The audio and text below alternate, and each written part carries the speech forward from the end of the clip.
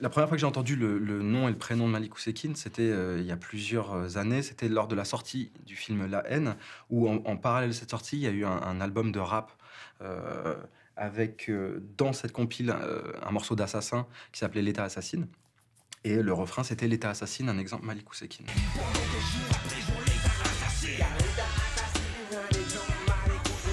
Et pourquoi? Parce il était temps, tout simplement. Il était temps de la raconter.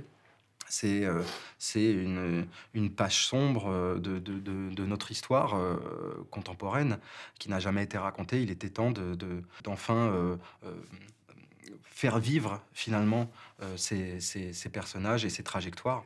Heu, je crois qu'il y a beaucoup de métastases historiques comme ça, qui ne sont pas, racontées et qu'il est temps de mettre à l'écran désormais.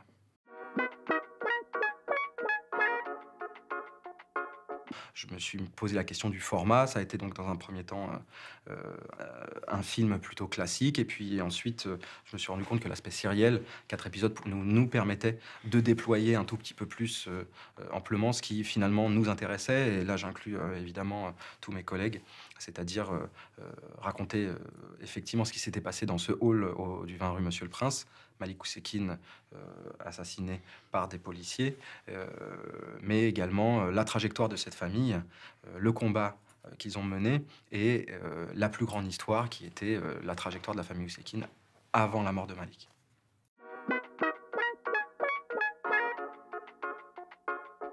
Alors, c'est très simple, il y a des faits.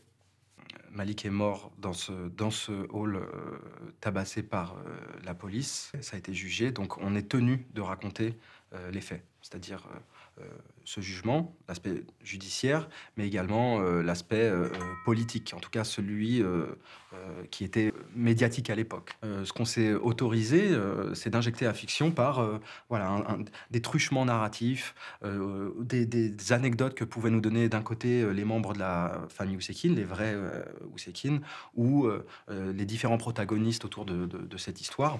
Voilà, on s'est permis d'injecter de la fiction, puisque ça n'est pas un documentaire, c'est effectivement une fiction, mais je pense que la plupart des choses que l'on montre sont des choses qui sont, d'une manière ou d'une autre, réellement arrivées.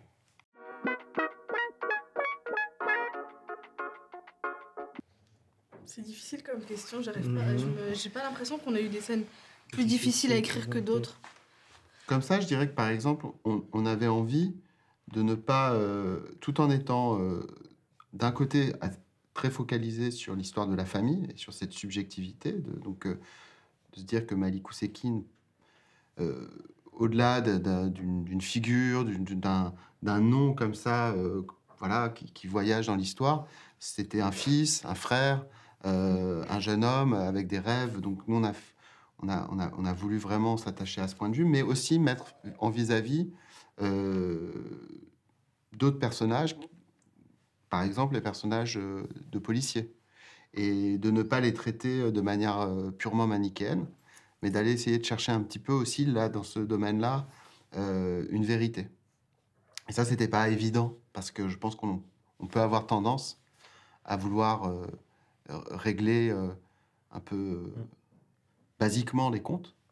Et nous, je crois on s'est attelé à un portrait plus fin, et en laissant aussi le spectateur tirer ses propres leçons de ce qui s'est passé. Je dis pas que c'est des scènes plus difficiles, mais malgré tout, ce travail d'aller aussi, de se plonger dans la subjectivité de personnages mal aimables, voire malfaisants, n'était pas forcément facile. Puis après, c'est une question de distance aussi. Je pense peut-être ce qui est difficile, c'est de se dire est-ce que on est à la bonne distance parce que pour reprendre l'épisode 4, c'est l'épisode où on voit ce qui se passe dans le hall jusqu'au bout. Donc là aussi, c'est comment on raconte ce que tout le monde sait et tout le monde est préparé depuis le premier épisode à vivre ce moment-là, puisque c'est la ligne narrative des dernières heures de Malik qui arrive à son issue. Ça aussi, je veux dire, en tout cas, en termes de charge, ça, c'est difficile de savoir est-ce qu'on a raconté de la bonne façon. Mais tu disais souvent le mot d'ordre tout à l'heure pendant l'écriture. C'est retenu le mot que tu disais tout le temps, Antoine. C'est-à-dire que nous, on avait ça en tête pour ce qui concernait la famille, c'était la dignité. Et dans l'émotion, dans notre façon d'aborder de la narration, c'était de la retenue. Donc, ça, c'est peut-être que là où on devait avoir plus de précautions, de délicatesse, c'est peut-être dans des endroits comme ça.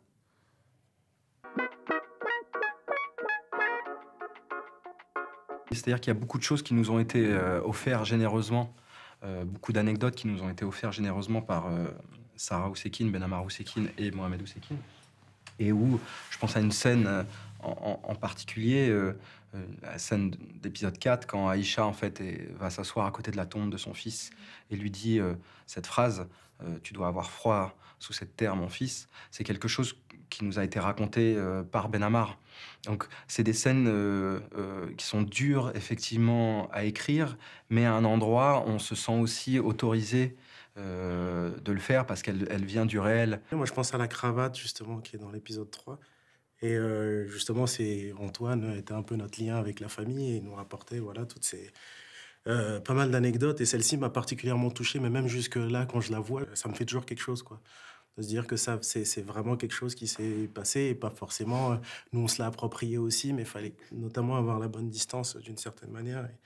Et à partir du moment où peut-être que nous, on est touchés, peut-être que ça fait écho aussi chez les spectateurs, quoi. Typiquement, l'anecdote de la cravate, c'est une anecdote que m'avait offert Benamar dans l'une des discussions que j'ai eues avec lui, où en fait, il s'avère que ça ne s'est pas passé au moment où nous, on l'a écrit, c'est-à-dire au 20 rue Monsieur le Prince pour aller chercher Paul Bézelon, mais en fait, c'est la dernière fois où il a vu Malik, la veille.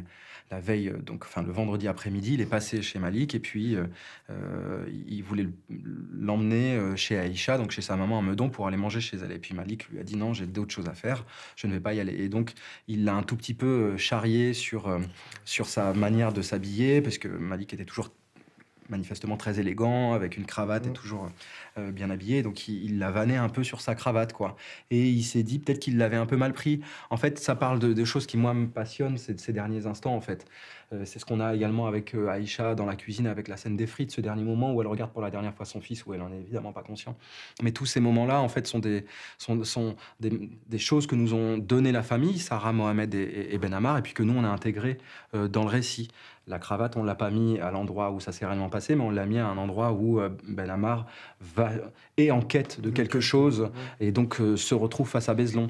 Les frites, c'est les frites d'Aïcha qu'adorait Malik.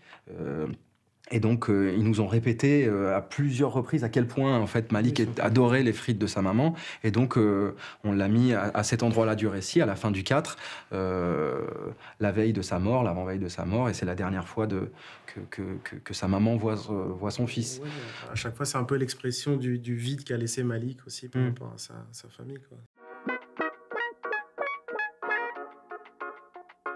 Et je passais des dimanches après-midi avec eux, en fait, avec Benamar et Mohamed. Sarah, c'était plus au téléphone, puisque géographiquement, elle était plus éloignée. C'est Danny Terbech, le cousin de Malik, qui m'a mis en contact avec Mohamed puis Benamar. Quand un rapport de confiance a été noué, ils sont venus en room, en fait. Je les ai présentés à Faiza, Cédric, Julien et Lina. C'était un moment, somme toute, assez simple, hein, très beau, mais assez simple. L'espèce de deal, même si ça n'a jamais été... Enfin, si, ça a été formulé un peu comme ça, c'est-à-dire que eux n'allaient pas interférer dans l'écriture. Déjà, il y a une volonté de raconter cette histoire. Et donc, une fois ce lien de confiance noué, ils nous ont donné accès généreusement à ce qui était Malik et, encore une fois, toute cette trajectoire familiale. Mais à aucun moment, par exemple, ils ont lu les scénarios. Ils ont vu les films, par contre. Et ils se sont évidemment retrouvés. Ils étaient très heureux, mais surtout très soulagés. Et soulagés, pas tant à l'endroit de ce qu'ils avaient pu projeter du film, mais soulagés à l'endroit de la transmission, à l'endroit de ce qu'ils nous avaient encore une fois généreusement légué, de voir que c'était à l'écran et ils me parlaient beaucoup de leurs enfants et de leurs petits-enfants. Et je pense que ça, c'était quelque chose qui était important pour eux, qu'enfin l'histoire puisse être racontée, la vraie histoire puisse être racontée à leurs enfants, leurs petits-enfants et leurs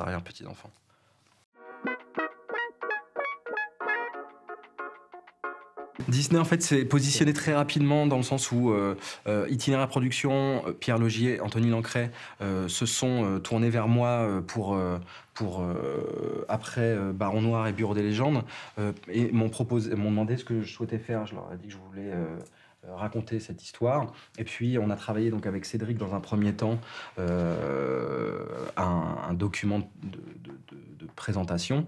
Et en fait, Disney, en la personne de Pauline Dauvin, m'a contacté et m'a dit, voilà, nous, on aime bien ce que tu fais, est-ce que tu as quelque chose à nous proposer?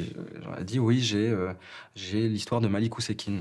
Et en fait, ils m'ont assez immédiatement, c'est-à-dire le lendemain, m'ont dit, OK, nous, on est OK pour développer l'écriture. Et donc, c'est là que Julien, Faiza et Lina sont intervenus. Ils ne nous ont jamais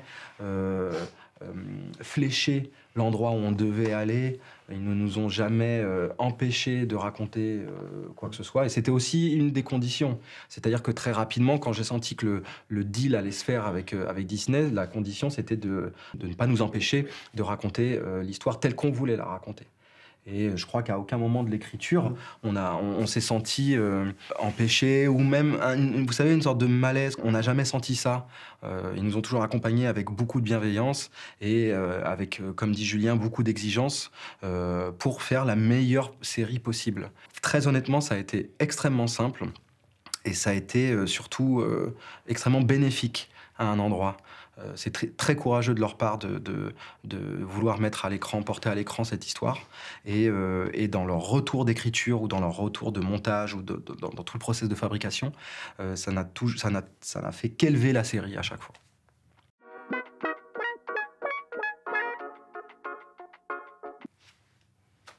La réponse est dans la question, comme on dit dans ces cas-là. Je pense qu'on a essayé de le faire sans charge polémique.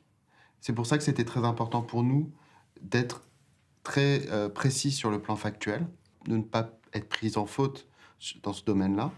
Mais clairement, c'est aussi un pavé dans la mare. C'est-à-dire qu'on est tous partis d'un sentiment qu'on partage, même si on ne l'a pas nourri de la même expérience, que, comme disait Antoine, il est temps que d'autres récits s'imposent et que c'est ces récits dont Oussekine n'est qu'un récit dans un ensemble de récits qui sont nécessaires et qui vont fabriquer aussi l'histoire avec un grand H, parce que sinon on n'est que dans des grands ensembles et on oublie que ce sont avant tout des parcours de vie, des parcours individuels, des singularités. Il y avait cette idée de toucher à l'universel, mais sans galvauder la singularité de cette part de notre histoire et de notre culture qui est franco-algérienne et qui est même algérienne. Donc voilà, je pense vous avez mis exactement le doigt sur une des missions dont on se sentait investi en écrivant cette série. En fait, la réponse était vraiment dans la question. Et merci de l'avoir posée. Merci beaucoup.